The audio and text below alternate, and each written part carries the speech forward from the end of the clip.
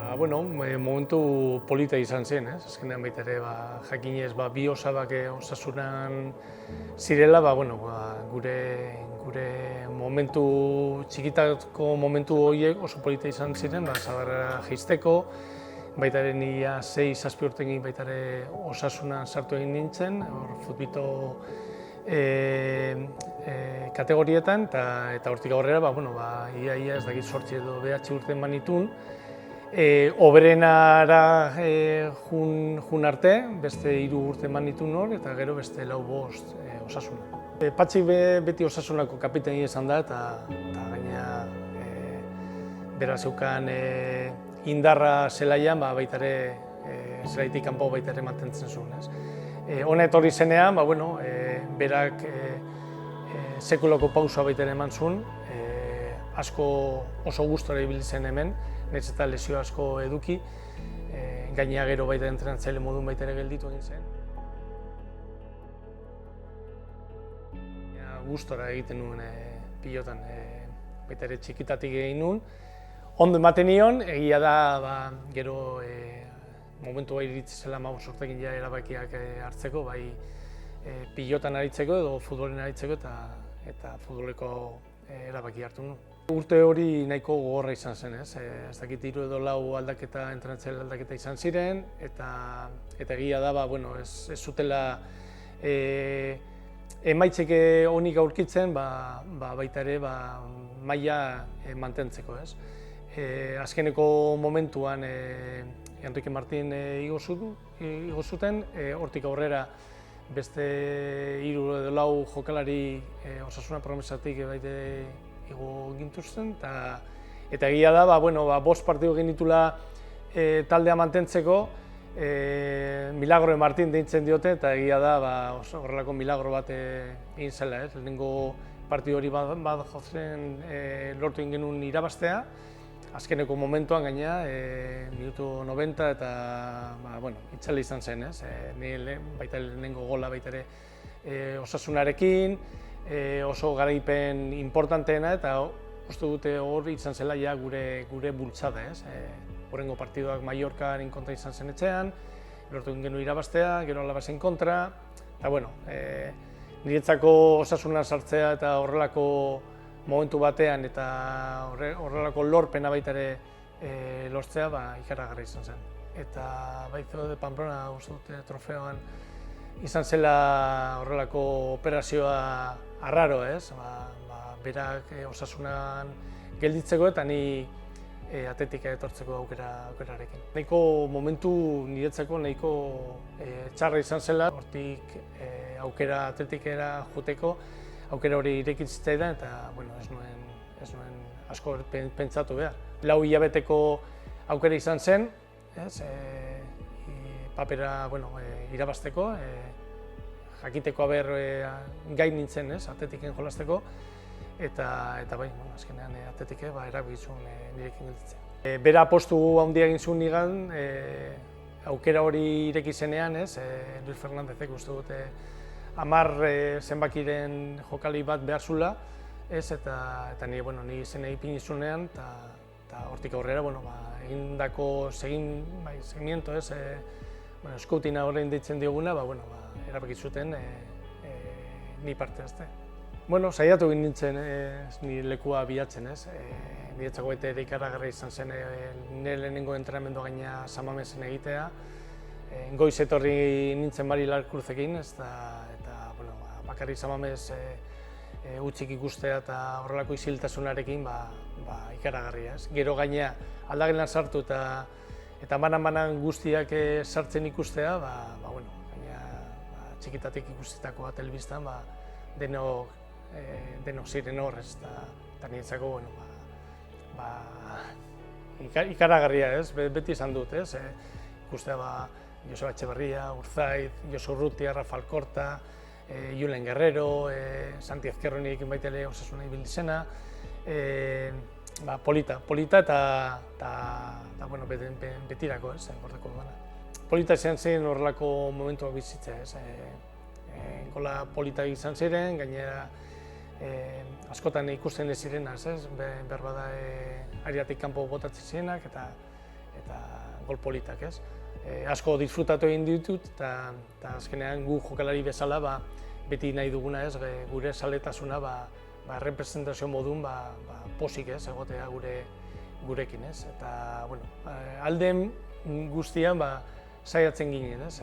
Hori egiten. Zerbait bai iruditzen da, egia da bera gazte, askoz ere gazteago zela, baita ere bere izaera, gurekin beti asko hitz egiten zuen, sekulako erlazio onak egin zituen, eta hori guretzako oso importante izan zen bere mezua baita ere aldagelan sartzeko, ez?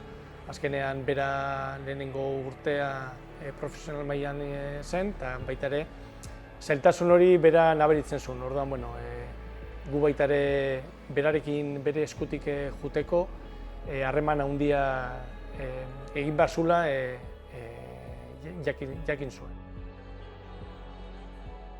Urte bat aurrerago baita ere taldeko jende importante asko joan egin zen, eta gazte asko gelditu ginen hor baita ere pixkat aldagelaren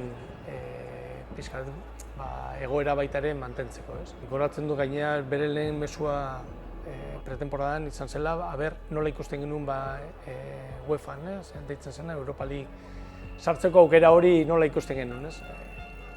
Gora guretzako oso urrun ikusten genuen, gaina aldaketa asko egin zutelako aldagelan, ez? Eta zailtasuna ikaragarria zelako, ez?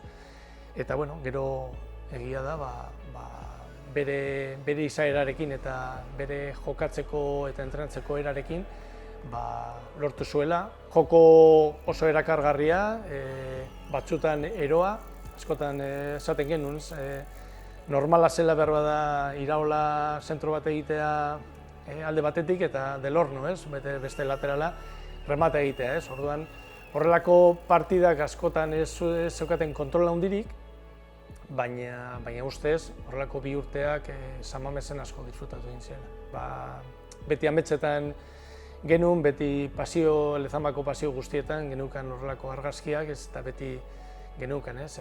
Gure objektiboa oso argi bizitzeko, ez? Eta errege kopan aukera hori betidanik, ez? Mantendu dugu. Bai, hori kristona izan zen baita ere.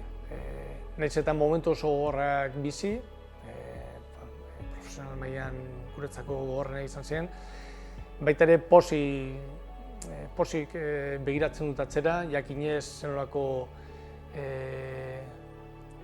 nola aldagelan, nola lotu egin ginen bata besteari, nola mantendu ginen jakinez emaitzak oso txarra zela, joko maila baita ere oso txarra zela.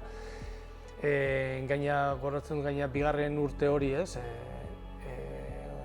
Pablo Orbaize, nik aportu nuen belauna, Pablo Orbaize baita ere aportu nintzula belauna, Gurpe baita ere hor baita ere zin jolastu egin zuen urte bete hori, eta orduan, horrelako azkenean hainbeste trabekin, zailtasuna oraindik handiagoa zen, ez? Orduan, guk kanpotik ikustea alden modun guk saiatzen ginen, ez? Beti beraikin egotea, azkenean taldeak oso baju ibili zen, oso baju, eta bai urte batean La Coruñan eta beste urtean baita ere Levanten kontra lortzea, maila mantentzea ikaragarri izan zen, ez? Guretzako hor dago aldagelaren indarra eta zaletasunaren indarra, ez? Jakinez beti egon direla gurekin, beti saiatu egin direla baita ere bultzada ematen, eta jakinez beraikin batera atleti dela. Hau da, lortzen ari dena atletik, ez? Niretzako atleti asko apostu egin zuen niregatik, eta hori eskertzekoa eta betirako eraman da. Eta noski, azkenean gero gabarra bizitzea, niretzako izan lehike nire alaben jaiotzekin bizi da momenturik ederrenak, ez? Hau zenbat emango dion baita atletikin, ez? zenbat generazio atzean ibiliko dira, hau bizi ondoren eta zorako indarre, muskulo handia ematen dio atekeri, jarraitzeko, filosofia honekin, oso erakargarria delako guretzako eta hortik aurrera jakiteko baita ere tituloak irabazteko aukera handiekin.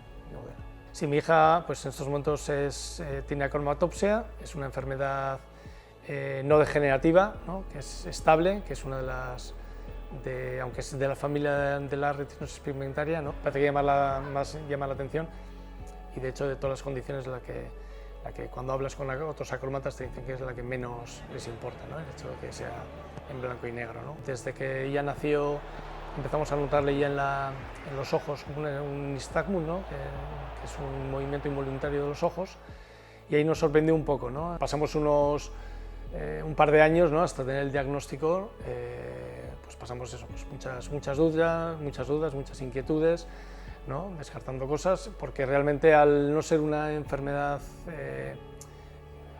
conocida, ¿no? Pues realmente tuvimos que andar como buscando muchas respuestas, ¿no? Conseguimos contactar con una oftalmóloga, Marta Galdós, que ya desde el principio nos dio 3 opciones, ¿no? Una de ellas era estable y las otras 2 eran degenerativas, ¿no? Que todavía entonces hasta no hacer el test genético no teníamos esa respuesta, ¿no? De que tras muchos estudios y que nos hubiesen dado un diagnóstico de una enfermedad estable, ¿no? Una condición genética estable, pues también nos tranquilizó bastante, ¿no? Ceguera diurna, ¿no? Porque ella para la fotofobia necesita unos filtros de gafas muy potentes, ¿no? Para absorber la luz, porque sin esos filtros, bueno, ella no vería nada, ¿no? Luego también tiene baja visión, tiene una visión que los dos, como quien dice, los 2 primeros metros los controla bien.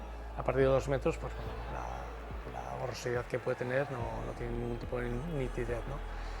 Entonces, bueno, tenemos que estar muy atentos pues, a muchas situaciones de ella, pero bueno, también es verdad que el ser humano, si algo tiene, es que crea sus propias estrategias. Al final, la valentía que tiene, las ganas que tiene de experimentar, como que el cerebro parece que no le marca prudencia, ¿no? Es como bueno, si te llevas a esquiar, esquía, le dices de montar a caballo, monta a caballo, le dices escalar, escala.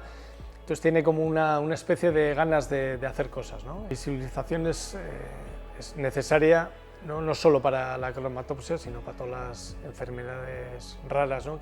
que realmente igual no tienen la visibilidad ni la inversión necesaria, ¿no? Pero sí que es verdad que por nuestra parte, por lo menos como parte importante y directa, pues tenemos que darle toda la visibilidad que podamos y más, ¿no? Que yo agradezco mucho a la TETI, ¿no? En todo momento que nos hemos puesto en contacto, tanto para la acromatopsia como para el Día de las Enfermedades Raras, que ha hecho todo lo posible también por dar esa visibilidad hacia alta y ser un buen altavoz, ¿no?